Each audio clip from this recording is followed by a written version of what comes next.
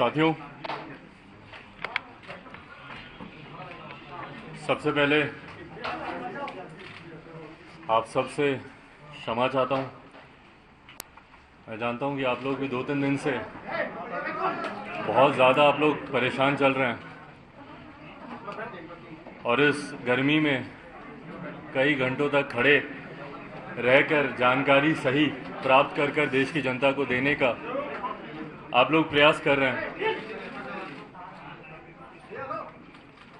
कुछ समय से मेरी खुद की तबीयत ठीक नहीं चल रही थी और उस बीच में जिस तरीके से ये पूरा घटना चक्र घटा, मेरे लिए भी शारीरिक तौर पर थोड़ा सा कठिन हो रहा था। हर समय हर परिस्थिति में को जानना, उसके ऊपर निर्णय लेना, उसको आप सबके सामने रखना।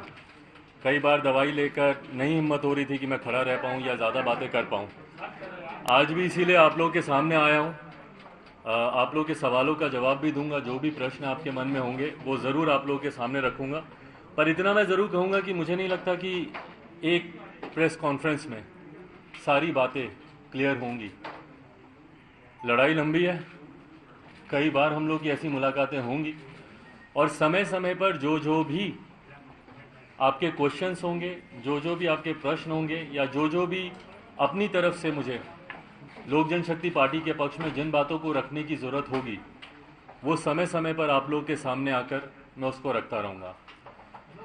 साथियों, आप सब ने देखा, मैं 5 मिनट में पहले अपनी बातों को रख लूँ, फिर आपके जो सवाल होंगे मैं उनको लेता रहूँगा। आप सब ने देखा 8 अक्टूबर को मेरे पिताजी का निधन हुआ। उसके बाद तुरंत चुनाव में उतरने की बात आई। मेरे लिए वो एक कठिन समय था, एक कठिन घड़ी थी। एक तरफ पापा की बॉडी भी अभी हॉस्पिटल से घर नहीं आई थी और हम लोग चुनाव में उलझे रहे। पूरा समय, मैं ईमानदारी से बोलूं, वो 40 दिन का लगभग का समय, 1 महीना 35 दिन का समय, ढंग से घर पे घर वालों के साथ बैठ के पापा को याद करने का, उनको सोचने का वो समय ही वैसा नहीं मिल पाया। आने के बाद परिवार के साथ ज़रूर मैंने समय बिताया, काफ़ी घर वालों के साथ, मम्मी के साथ, परिवार के साथ। और उसके बाद वापस हम लोगों ने कि किस तरीके से इस चुनाव में और इस चुनाव के परिणाम पर मैं एक बात ज़रूर बोलूँगा प्रमुखता से कि इस चुनाव में मिली लोक जनशक्ति पार्टी को जो एक बड़ी जीत हम लोग की हासिल हुई है। जीत, चुनाव में जब आप इलेक्टोरल पॉलिटिक्स में होते हैं तो कई बार जीत को सिर्फ और सिर्फ संख्या से आंका जाता है कि भाई आपके कितने विधायक आपके जीत के आए, कितने सांसद आपके जीत के आए।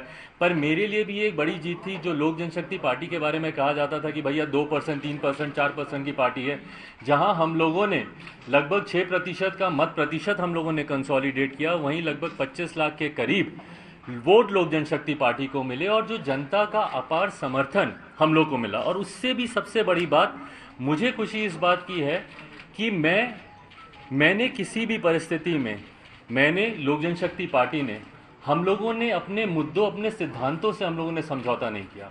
आप सबसे भी उस वक्त मेरी मुलाकातें होती थी ऑन रिकॉर्ड, ऑफ रिकॉर्ड, और मुझे याद है कि आप में से कई लोग ऐसे थे कि अरे छोड़िए, आप तो से बात कर रहे हैं, जब चुनाव आएगा तो देखिएगा आप लोग सीटों का समझौता कर लेंगे, आप सिर्फ प्रेशर पॉलिटिक्स कर रहे हैं, बाद में आप लोग साथ में जाएंगे, चुनाव लड़ेंगे। ये आप सबको भी कहीं ना कहीं इस बात का लगता था। मुझे खुशी इस बात की है कि पार्टी ने ये निर्णय लिया कि नहीं, हम कुछ मुद्दों को लेकर मौजूदा गठबंधन में जो जनता दल यूनाइटेड है उनके साथ हम लोग गठबंधन में आगे नहीं बढ़ सकते। और ये कारण था कि हम लोग गठबंधन से बिहार में अलग होने का पार्टी ने फैसला लिया और हम लोगों ने अलग होकर हम लोगों ने चुनाव लड़ा। मजबूती से हम लोगों ने अपनी बातों को रखा। आज जब चुनाव खत्म हुए उसके बाद से कहीं ना कहीं निरंतर, और चुनाव के दौरान भी, चुनाव से पहले भी, मुझे याद है जब पापा अस्पताल में भी थे तो उस वक्त भी कई बार कुछ लोगों द्वारा और जनता दल यूनाइटेड के द्वारा खास तौर पर मेरी पार्टी लोक जनशक्ति पार्टी को तोड़ने का प्रयास निरंतर तब भी किया जा रहा था। मुझे याद है कि मेरी शायद पापा की जब आखिरी बार बात पार्टी के कुछ नेताओं से हुई थी, जब वो आईसीयू में थे, तो उस वक्त भी जब उनकी बात हुई तो उन्होंने इसी बात को कहा कि क्यों मीडिया में इस तरीके की भ्रामक खबरें आती हैं। उनकी चाचा से भी बात हुई, चाचा को भी उन्होंने इसी बात के बारे में कहा कि क्यों बार बार ये खबरें आती हैं कि भाई पार्टी टूट रही है, पार्टी अलग हो रही है, इस तरह की जानकारी क्यों आती है। बट बहरहाल निरंतर एक लंबे समय से एक बात स्पष्ट थी कि पार्टी में कुछ लोग जो संघर्ष के रास्ते पर चलने के लिए तैयार नहीं थे, जो चाहते थे कि भैया हम लोग कंफर्टेबल पॉलिटिक्स में रहें, कि चलिए जो हो रहा है ठीक है, होता रहे, ऐसे ही गठबंधन है, ठीक गठबंधन है, लड़ेंगे जीतेंगे। और हकीकत है, मैं इस बात को मैं झुठला नहीं रहा हूँ कि अगर जनता दल यूनाइटेड, लोक जनशक्ति पार्टी, भारतीय जनता पार्टी, तीनों दल अगर साथ मिलकर बिहार में विधानसभा का चुनाव लड़ते तो हम लोग का एक तरफा, जिस तरीके से लोकसभा में हम लोग 40 में से 39 सीटें हम लोग जीते, विधानसभा में भी हम लोग का परिणाम उसी तरीके से आता। पर उसके लिए मुझे नतमस्तक होना पड़ता मौजूदा मुख्यमंत्री नीतीश कुमार जी के सामने, उसके लिए मुझे समझौता करना पड़ता अपनी नीतियों से।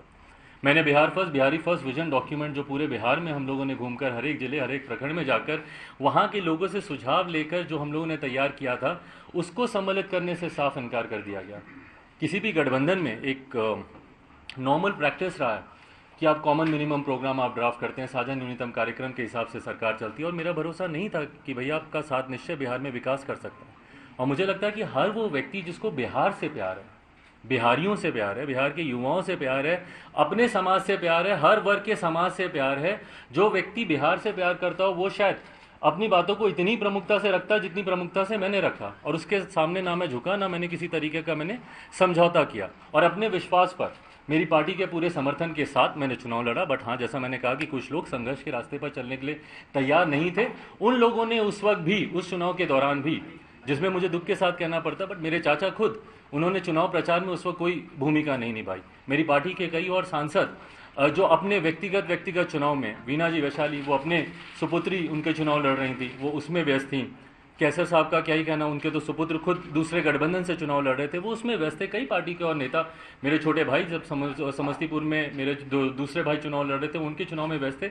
जिस तरीके से पूरे प्रदेश भर में कुछ लोगों की भूमिका होनी चाहिए थी, उस तरीके से उस वक्त भी देखने को नहीं मिली। और कहीं ना कहीं आभास कुछ लोगों को था कि आज नहीं तो कल पार्टी संभवतः इन सवालों को लेकर उनके सामने उनसे कार्रवाई कर सकती है, उनसे पूछताछ कर सकती है। बहरहाल जब चुनाव समाप्त हुए, उसके बाद जैसा मैंने कहा कि मुझे थोड़ा समय चाहिए था अपने परिवार के साथ रहने का। वो समय मिलने के बाद जब वापस हम लोग रणभूमि में उतरने की तैयारी कर रहे थे, कोरोना प्रोटोकॉल तब तक लागू हुए, इस महामारी से बचाव के लिए कई तरीके के नियम कायदे कानून बनाए गए। और उस वक्त हम लोगों ने पुनः कुछ समय के लिए अपनी तमाम राजनीतिक गतिविधियों पर हम लोगों ने रोक लगाई।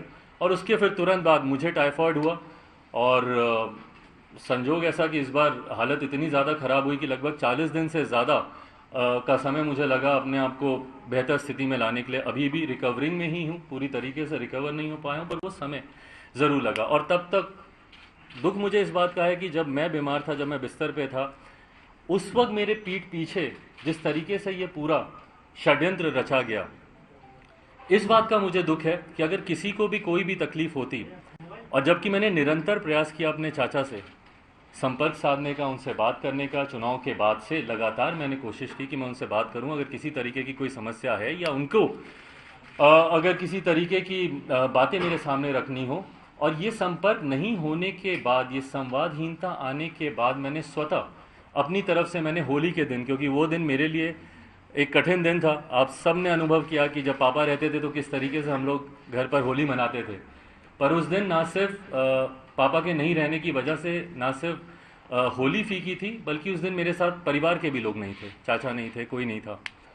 तो उस दिन मुझे वो अकेलेपन का एहसास हुआ। और उस दिन मैंने उनको पत्र लिखा, जो पत्र मैंने कल या परसों मैंने अपने ट्विटर हैंडल के माध्यम से आप सबके बीच साझा भी किया। और उस पत्र में भी अगर आप पढ़ेंगे तो अंत में मैंने यही लिखा कि कुछ भी है, आप बात तो कीजिए, आके आप मुझे बुला लीजिए, जो भी आप अपनी बातों को रखिए। पिछले 2 दिन से जब ये घटना चक्र भी चल रहा था, मैं जानता हूं कि आप सब भी काफ़ी जानना चाह रहे थे कि भाई मैं क्या कहना चाह रहा हूँ, मेरा क्या पक्ष है। बट मैंने अपनी तरफ से अंत तक मैंने प्रयास किया कि पार्टी और परिवार दोनों को एकजुट करके रख सकूं। लास्ट तक मैंने कोशिश की। आपने देखा कल परसों चाचा के मैं घर भी गया, वहाँ पर जाकर भी मैंने कोशिश की। कल भी मैंने अंत तक, दोपहर तक, मम्मी खुद व्यक्तिगत तौर पर वो भी प्रयास कर रही थी चाचा से संपर्क साधने का। 10-15 दिन से वो अलग अलग माध्यम से उन्होंने भी कोशिश की कि उनसे बात करें और परिवार की बात है। और मैंने एक बार पहले भी कहा था, जब पारिवारिक एक और मसला आया था, कि मैं बहुत ज़्यादा सहज महसूस नहीं करता हूँ परिवार की बातों को सार्वजनिक तौर पर करने के लिए। पर कल जब अंत में आते आते जब इस बात का एहसास हुआ कि शायद अब चीज़ें अब हाथ से निकल गई हैं, और जो मेरी कोशिश परिवार और पार्टी को एकजुट रखने की थी, जब वो सफल नहीं हुई, तो उसके बाद हम लोगों ने कल पार्टी की राष्ट्रीय कार्यकारिणी की बैठक बुलाई वर्चुअल मीडियम से। और उसमें क्योंकि पार्टी में अनुशासन कायम रहे, ये जिम्मेदारी भी मेरी है। कॉन्ट्ररी टू द बिलीफ कि कुछ लोग जो इस बात का दावा करते हैं या इस बात को कहने की कोशिश कर रहे हैं कि अब चिराग पासवान लोक जनशक्ति पार्टी के राष्ट्रीय अध्यक्ष नहीं रहे, उन्हें हम लोगों ने राष्ट्रीय अध्यक्ष से हटा दिया।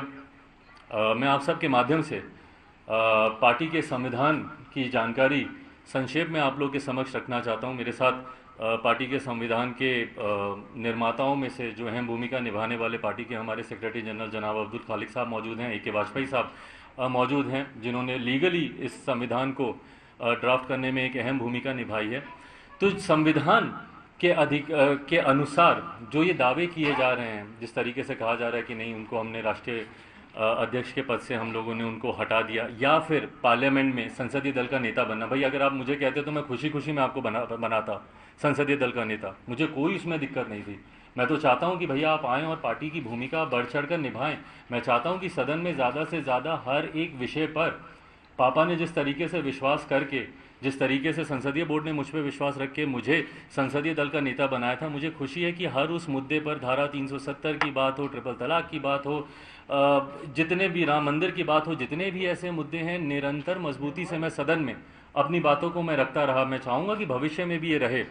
बहरहाल, पर जिस तरीके से उनको लीडर उनको चुना गया, ये प्रक्रिया संवैधानिक तरीके से, और संवैधानिक तरीके से मैं राष्ट्र के संविधान की नहीं, मैं पार्टी के, लोक जनशक्ति पार्टी के संविधान की मैं बात कर रहा हूँ, संवैधानिक तरीके से ये प्रक्रिया गलत है। पार्टी में पार्टी का leader of the house parliament में या विधानसभा में या विधान परिषद में कौन होगा, इस बात का निर्णय सिर्फ और सिर्फ पार्लियामेंट्री बोर्ड ले सकता है। And in absence of parliamentary board, ये पूरी की पूरी power resides in the hand of the national president. राष्ट्रीय अध्यक्ष के पास ये पूरी पावर है इस बात को चुनने की। कौन आपका leader of the house parliament में होगा, लोक जनशक्ति पार्टी का संविधान इस बात की इजाजत सिर्फ राष्ट्रीय अध्यक्ष या संसदीय बोर्ड के पास है। वहां पर मौजूदा जो सिटिंग मेंबर ऑफ पार्लियामेंट्स हैं वो आपस में इस बात का निर्णय नहीं ले सकते, ये पार्टी का संविधान कहता है। बहरहाल, इसमें बहुत ज़्यादा डिटेल में नहीं जाते हुए, क्योंकि संभवतः आने वाले दिनों में शायद एक लंबी कानूनी लड़ाई भी हम लोग को लड़नी पड़े, वहां पर हम लोग इस बात को मजबूती से हम लोग रखेंगे।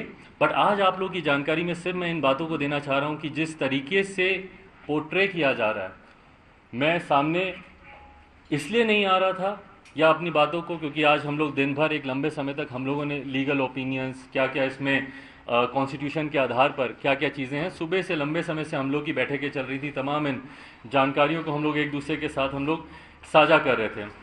और ईमानदारी की बात है, मैं बहुत ज़्यादा मैं चाहता नहीं था कि ये मसला इस तरीके से बढ़े। जैसा मैंने कहा कि मेरा हमेशा प्रयास रहा कि अगर परिवार की बात है, और पार्टी भी मेरा परिवार है, अगर इसको हम लोग बंद कमरे में अगर आपस में बैठकर अगर हम लोग इसको सुलझा पाते, वो मेरा प्रयास ज़्यादा था। पर अब जब मेरे पास कोई और विकल्प बचा नहीं, तो इसीलिए आप सबके समक्ष आकर मुझे इन बातों को रखना मेरे लिए ज़रूरी था, क्योंकि बार बार मैं देख रहा था, कुछ चैनल्स पे चल रहा था कि इनको राष्ट्रीय अध्यक्ष के पद से हटाया जा चुका है। लोक जनशक्ति पार्टी का संविधान कहता है कि राष्ट्रीय अध्यक्ष का पद सिर्फ दो परिस्थितियों में खाली हो सकता है, या तो राष्ट्रीय अध्यक्ष का निधन हो, या स्वतः अपनी मर्जी से राष्ट्रीय अध्यक्ष किसी भी परिस्थिति में जब वो रिजाइन करते हैं तो उसकी जगह दूसरे अध्यक्ष की नियुक्ति की जा सकती है। बट ये तमाम बातें, जैसा मैंने कहा, लीगल मैटर्स हैं। यहाँ पे वाजपेयी साहब मौजूद हैं, विस्तार में अगर आप इनसे अगर कुछ आप जानना चाहें तो ये आपको और विस्तृत तरीके से आपको इन सब बातों की जानकारी देंगे। पर हाँ, आज आप लोग के सामने आने का मेरा उद्देश्य बस यही था कि जो एक मैंने प्रयास किया था कि शायद परिवार, पार्टी, सारा मसला सुलझ जाए। आज जब वो सुलझा नहीं, तो पार्टी में अनुशासन बना रहे, पार्टी जिस मजबूती से जिन विचारों के साथ आगे बढ़ रही है, उन्हीं विचारों के साथ वो आगे बढ़ती रहे।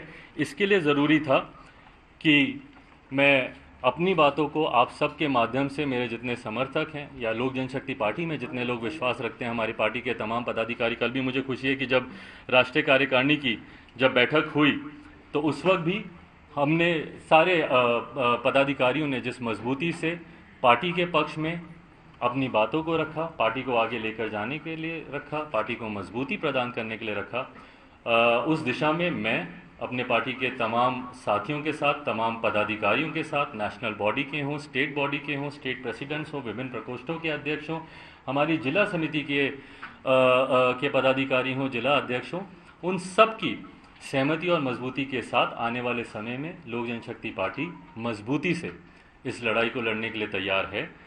पार्टी पापा ने पूरे विश्वास, भरोसे और मेहनत के साथ उन्होंने बनाई। विश्वास इस बात का कि इस पार्टी के माध्यम से जिस तरीके से वो गरीबों की, पिछड़ों की लड़ाई लड़ना चाहते हैं। समाज में कई ऐसे तत्व हैं जो निरंतर आपको बांटने का काम करते हैं, और ये पहली बार नहीं हो रहा है। इतिहास गवाह है, कई बार ऐसा प्रयास किया गया है। और इसमें मैं बोलूँगा, बांटने की जब मैं बात कर रहा हूँ तो मैं जनता दल यूनाइटेड के ही लोगों की मैं खास तौर पर बात कर रहा हूँ। दलित महादलित करने का भी काम उन्हीं लोगों ने किया, और निरंतर ये देखा गया है कि ये प्रयास किया जाता है उनके द्वारा कि जब भी कोई एक दलित आगे बढ़ना चाहता है तो उसी में ही ये लोग विभाजन करने का काम करते हैं कि भाई इनको आपस में ही फूट डाल दो, आपस में बांट दो, ताकि ये लोग आगे ही ना बढ़ पाएँ। दलित महादलित बनाना सबसे बड़ा उसका एक उदाहरण रहा।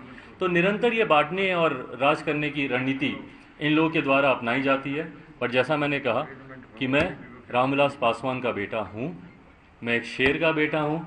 ना मैं उस वक्त अकेले चुनाव लड़ने से डरा जब मेरे पिता के निधन को कुछ समय नहीं बीता था। उस वक्त अगर मैं डंके की चोट पर अपने मुद्दों पर, अपने अधिकारों के लिए जाकर उस वक्त अगर मैं लड़ाई लड़ सकता हूँ, तो आज की तारीख में तो मेरी पार्टी, मेरे साथियों का पूरा समर्थन मेरे साथ है, मेरी तमाम पदाधिकारियों का समर्थन मेरे साथ है। और सबसे बड़ी बात, बिहार की जनता जिस तरीके से सोशल मीडिया के माध्यम से हो या व्यक्तिगत संपर्क साधने के माध्यम से हो, जिस तरीके से उनका प्यार और उनका समर्थन मुझे मिल रहा है, ये विश्वास मुझे देता है कि जिस सोच के साथ पापा ने इस पार्टी को बनाया था, उसी सोच के साथ लोक जनशक्ति पार्टी आने वाले दिनों में मजबूती से आगे बढ़ेगी। आप लोग के अब कोई सवाल है? चिराग जी, मेरा सवाल ये है कि आपके चाचा जी ने कहा है कि आपके पास कोई अधिकार नहीं है, और कल पटना में कार्यकारिणी की बैठक करने जा रहे हैं, उसमें अध्यक्ष को चुन लिया जाएगा। जैसा मैंने कहा कि अधिकारों की आपने बात की, ये अधिकार मुझे लोक जनशक्ति पार्टी का संविधान ही देता है। संविधान की जानकारी के अभाव में कुछ लोग कुछ फैसले ले रहे हैं और उनको लग रहा है कि वो सही हैं, पर मुझे लगता है कि एक बार जब वो पार्टी का संविधान पढ़ेंगे, जानकारी लेंगे, देखिए कोई भी संगठन हो वो संविधान के अनुरूप ही चलता है। आपकी व्यक्तिगत सोच, व्यक्तिगत भावना कुछ और हो सकती है, पर जो संविधान में लिखा है आप उसी के को फॉलो करते हुए, उसी को मानते हुए ही आप निर्णय ले सकते हैं। तो जो वो इस बात को कह रहे हैं कि मैं पार्टी का राष्ट्रीय अध्यक्ष नहीं हूँ, मैंने कहा, मैंने तो आपको हवाला भी दिया, और अगर मेरी याददाश्त सही है तो लोक जनशक्ति पार्टी का आर्टिकल 19 का सब क्लॉज 5 मुझे इस बात का अधिकार देता है। पटना कब कूच करेंगे? पटना कब जाएंगे? मैं उस पर भी मैं आ रहा हूँ। आप एक तरफा निर्णय ले रहे थे विधानसभा चुनाव के वक्त, 500 बागी सांसदों का ये आरोप कि आप लोकतंत्र खत्म कर दिए थे पार्टी में। किस चीज़ का आरोप है? एक तरफा निर्णय ले रहे थे बिहार विधानसभा चुनाव में एनडीए से बाहर आने का। देखिए, बिहार विधानसभा चुनाव में जितने भी निर्णय लिए गए और आप सब मौजूद थे, निरंतर बिहार पार्लियामेंट्री बोर्ड के नेताओं से राय मशवरा करके, उनसे बातचीत कर और अगर उस वक्त अगर उनके अनुसार निर्णय नहीं लिए गए तो ये प्रश्न उस वक्त उठने चाहिए थे, ना कि चुनाव समाप्त होने के 6 महीने के बाद। उस वक्त ये सवाल आने चाहिए थे।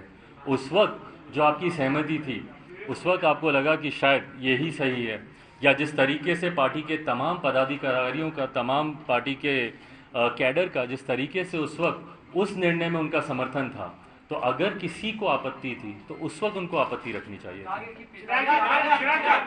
जो कार्यकारिणी की बैठक बुलाई गई है, आपको क्या लगता है कि वो वैध है? और उस कार्यकारिणी की बैठक में क्या आपके भी समर्थक हैं या सिर्फ उन्हीं के समर्थक हैं? देखिए, जैसा मैंने कहा कि सुबह से हम लोग इसको लेके हम लोग चर्चा कर ही रहे हैं, और इसमें क्या बेस्ट लीगल वे आउट होगा, क्या हम लोग को अगला कदम उठाना चाहिए, उसको लेकर हम सब की चर्चा चल रही है। सही समय पर आने पर उसकी जानकारी, जो भी फैसला होगा वहाँ पे उसको मानेंगे आप लोग? नहीं, उस फैसले को मानने का मेरे मानने का उसमें क्या उद्देश्य है? जैसा मैंने कहा कि वो अथॉराइज्ड ही नहीं है इस तरीके की बैठक को बुलाने के लिए, या इसमें लिए गए किसी भी फैसले को। पार्टी के कॉन्स्टिट्यूशन के आधार पर चलना जरूरी है, अनिवार्य है। जैसा मैंने कहा कि उन्होंने अपनी जानकारी के हिसाब से लोकसभा अध्यक्ष ओम बिरला जी को भी उन्होंने एक पत्र लिख दिया, बट पार्टी का कॉन्स्टिट्यूशन, लोक जनशक्ति पार्टी का संविधान क्या कहता है, उसी के अनुसार, उसी के अनुरूप आप निर्णय लेंगे ना। उससे अलग हटके आप निर्णय नहीं ले सकते, तो वो ऑथराइज ही नहीं है इसके लिए। आपने जो है ये नहीं लगता है कि आपको थोड़ा समय ज्यादा लग गया सामने आने में?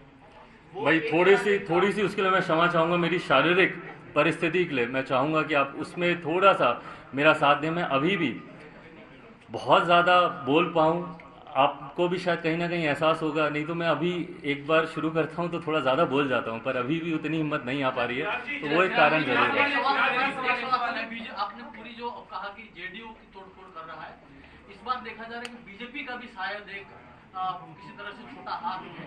आपको क्या लगता है कि मतलब जिस पार्टी को आपने पूरा अगर देखा जाए तो नीतीश कुमार के खिलाफ बड़े खड़े किए, वही आपको अब धोखा दे रहा है, और एक पार्टी जो वंशवाद के खिलाफ है, क्या उस पर विश्वास करना? देखिए, जब सबसे ज़्यादा मैं बाकियों का तो मुझे नहीं पता, बट हाँ, जनता दल यूनाइटेड का मैं ज़रूर बोलूँगा, उनका हाथ ज़रूर है।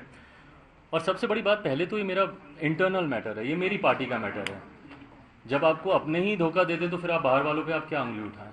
तो पहले मुझे इंटरनली इन चीज़ों को समझना ज़रूरी है, किसका हाथ है, बाहर से कौन कर रहा है, नहीं कर रहा है, ये बात की बात है। बट हाँ, इतना ज़रूर मैं बोलूँगा कि जनता दल यूनाइटेड के नेताओं ने जिस तरीके से भूमिका निभाई, और जैसा मैंने पहले भी कहा कि एक परंपरा रही है बांटो और शासन करो की, डिवाइड करते हैं, दलित महादलित करने का प्रयास किया, आज भी पार्टी में निरंतर, और अभी से नहीं, एक लंबे समय से कई बार मैंने कई विभिन्न चैनलों पे पहले भी मैंने देखा कि इस तरीके की बातें आती थी कि भाई पार्टी में टूट हो रही है, ये हो रहा वो हो रहा, तो ये प्रयास एक लंबे समय से चलता रहा। आपने एक पत्र में भी जिक्र किया स्वाति पटेल का, और स्वाति पटेल ने हिंदुस्तान पर ये कहा कि प्रिंस के ऊपर एवं शोषण का आरोप है, और ये सब आपकी जानकारी में था, क्या सच है सर? देखिए, मेरी जानकारी में ये विषय पहली बार, अगर मेरी याददाश्त सही है तो शायद 8 जनवरी के आसपास ये विषय मेरे संज्ञान में आया। उन्हीं के द्वारा एक लिखा हुआ पत्र मुझे दिया गया था, और उसमें उन्होंने कुछ बातों का उन्होंने जिक्र किया जो उनके साथ कुछ घटना घटी। जिस सांसद का उन्होंने जिक्र किया, मेरे भाई प्रिंस राज के बारे में उन्होंने कुछ बातों को कहा। जब मैंने उनसे, प्रिंस से जब मैंने इन बातों को जानना चाहा, तो उन्होंने एक दूसरा पहलू मेरे सामने रखा। उनका वर्जन टोटली डिफरेंट था, और जिस मोहतरमा ने इन बातों को कहा, उनका वर्जन टोटली डिफरेंट था दोनों का। उसके बाद मैंने प्रयास किया कि अगर दोनों आमने सामने बैठते हैं तो आमने सामने बैठकर अगर कोई कन्फ्यूजन है उसको सॉर्ट आउट किया जा सकता है। पर सामने बैठाने के बाद मुझे इस बात का एहसास हुआ कि वो जो बातें कह रही हैं और ये जो बातें कह रहे हैं, दोनों में ज़मीन आसमान का फ़र्क है, और दोनों के अपने अपने मजबूत पक्ष हैं। मैं इन्वेस्टिगेटिंग अथॉरिटी नहीं हूँ। उसके बाद मैंने दोनों को इसी बात का सुझाव दिया। मैंने कहा कि आप लोग पुलिस के पास जाएं, एफआईआर आप लोग दर्ज कराएं, और जो सही है, इन्वेस्टिगेशन का मैटर है, इन्वेस्टिगेट होगा। प्रिंस संभवतः शायद वो पुलिस के पास गए, उन्होंने अपनी एफआईआर दर्ज की, और उसके बाद उनसे मेरी कभी दोबारा मुलाकात नहीं हुई, तो मुझे उनका पक्ष नहीं पता कि उसके बाद उन्होंने क्या किया।